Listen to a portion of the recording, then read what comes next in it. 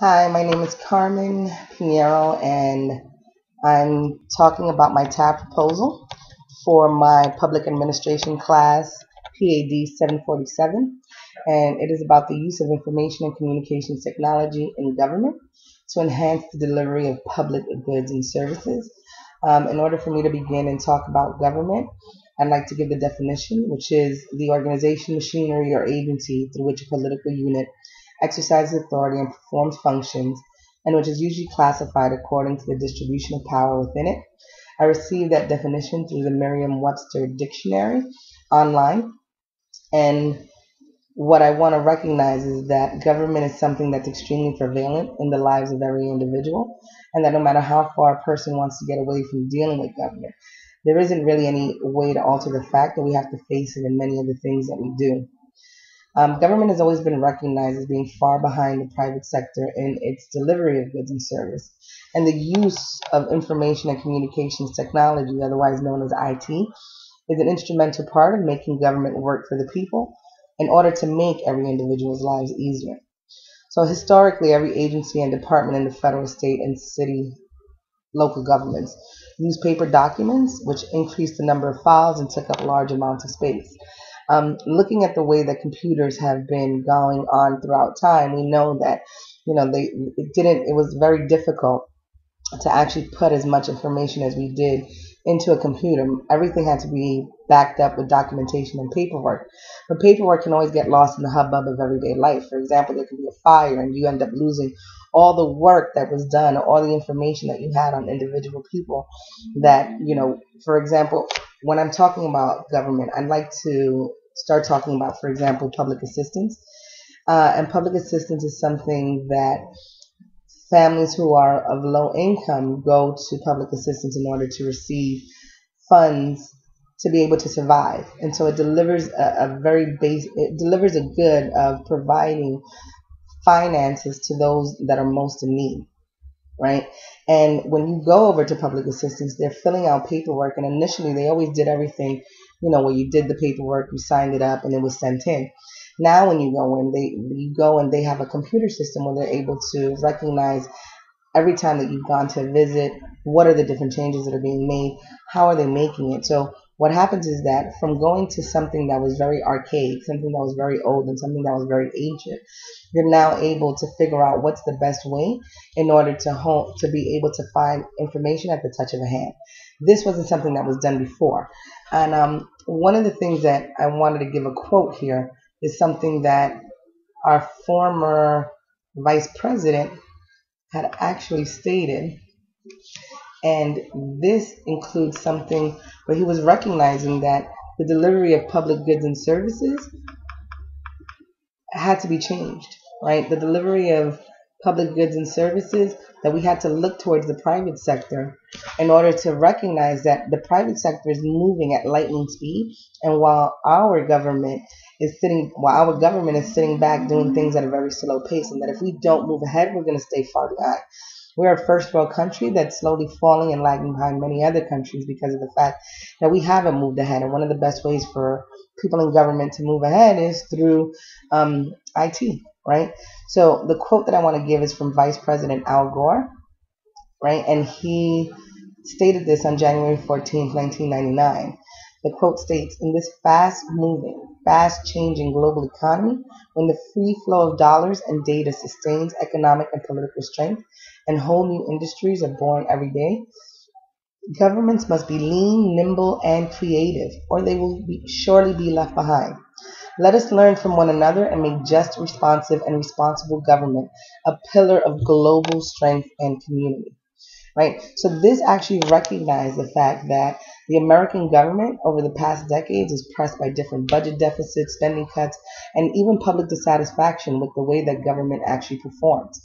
So in order for these things to change, the government has to introduce policies, that increase a little bit more the public administration or the training in public administrations in order to make it more accountable and improve the responsiveness and efficiency with which the work is actually being done.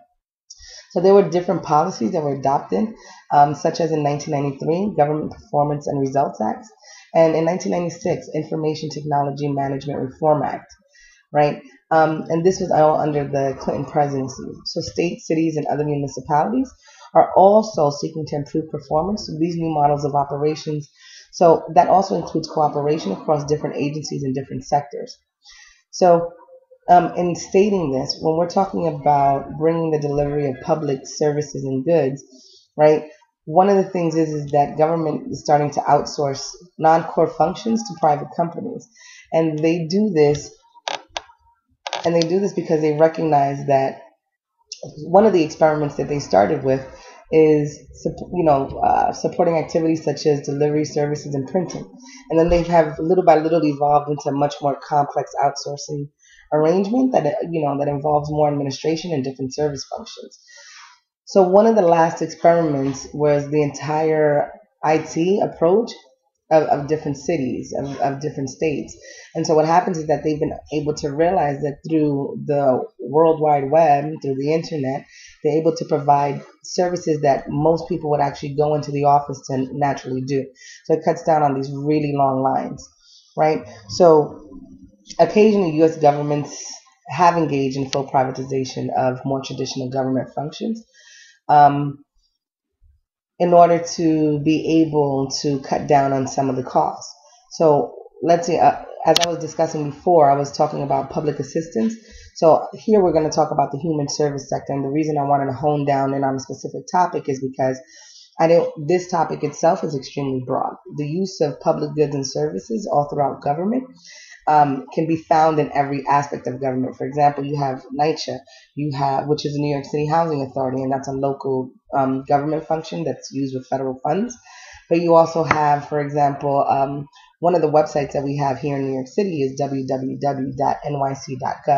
You go onto that website, you're able to actually pay fines, you actually pay tickets, you're able to look on and find out listings for housing, you're able to find out what type of violations are being made to buildings, you're able to find out which are the buildings currently that are in effect that are receiving programs that are being subsidized, right? So in going back to something that I was talking about with human services, right? Government agencies engage nonprofit service organizations in order to deliver child welfare, daycare, and senior citizen programs, employment programs, shelter programs, and other services to people who are eligible for government-funded assistance. So what they do is they actually end up contracting out. But how do you constantly keep a record of these things? In order for people to be able to keep records, they have to use computers. And in order to use computers, you have to be able to use programs.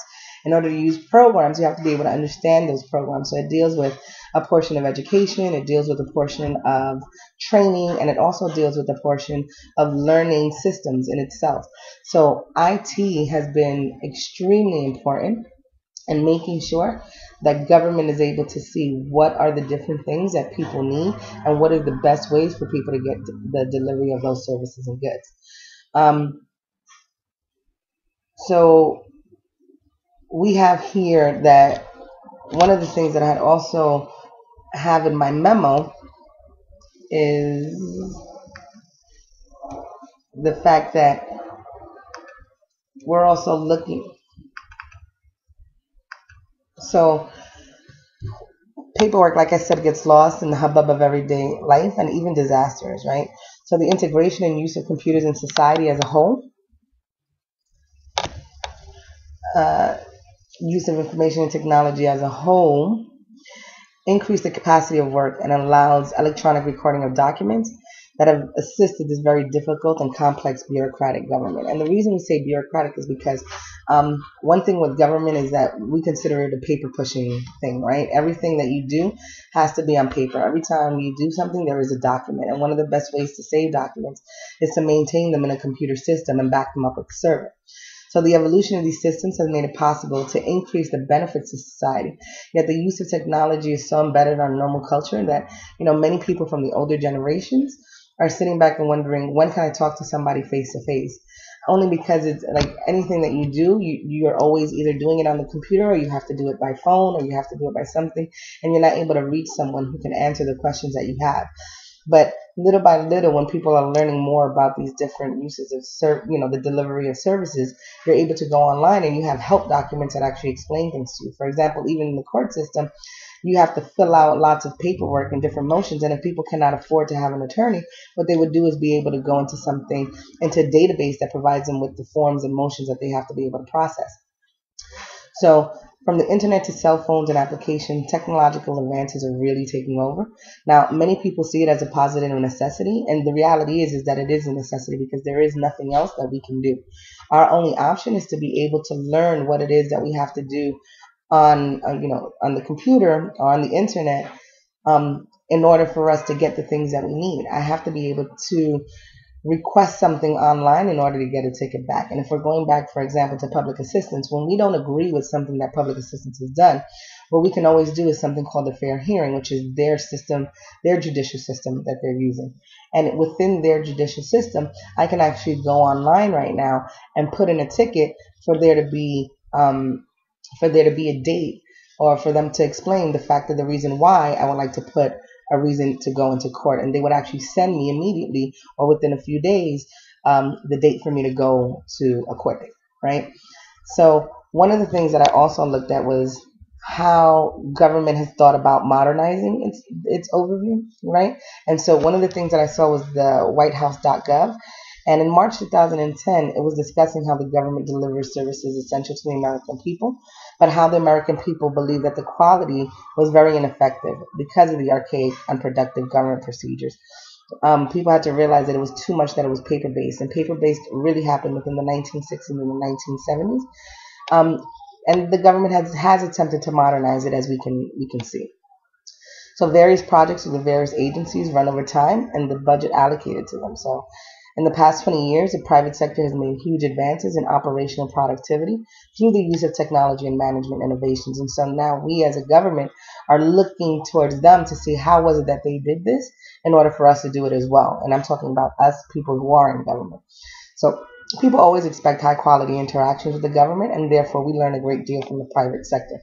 And what IT actually does is help reduce costs, and it increases quality and cuts delivery time for these goods and services.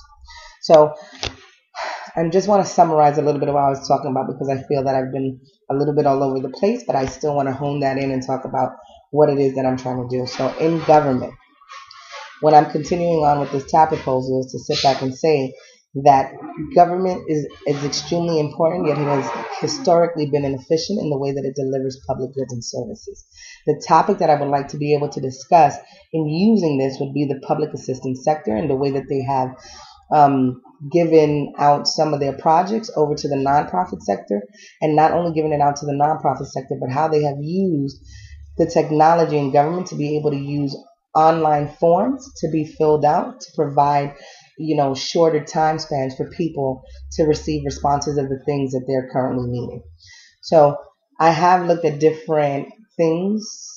And I'm currently reading up on them.